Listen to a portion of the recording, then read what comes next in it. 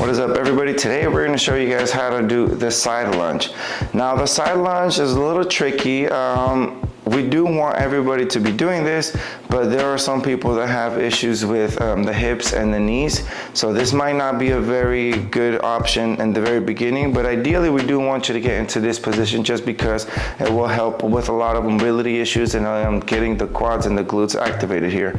Now what you want to do here when you start a side lunge, what most people do in the very beginning is they'll try to lean forward and then they'll step out. But what you want to do is you want to step out and you want to land on that heel. So if I go with my right leg, I'm going to take a step here, and then from there I'm going to try to put all of my weight onto my heel, middle of the foot area, and then I come down about here. You bend as much as you can and you go from there. Now you can do this movement on the same side the whole time, so you finish your reps, or you can do it alternating. If you do it alternating, it's gonna be a little tricky because you have to take a bigger pause in between.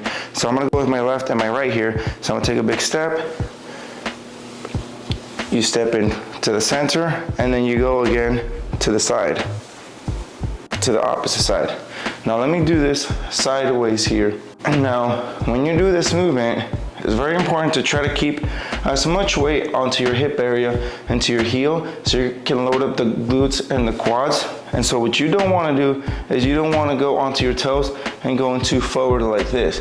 What you want to do is you want to be as tall as you can. You're going to push this is what I like to do. You're going to push your hips a little bit back so you're ready to step into just directly to the side. And then from there you take a step onto the heel, and you're going to load everything onto the glute area, and you're going to put it all the way into the heel, and you try to keep your back as straight as possible. Okay, so let me go again.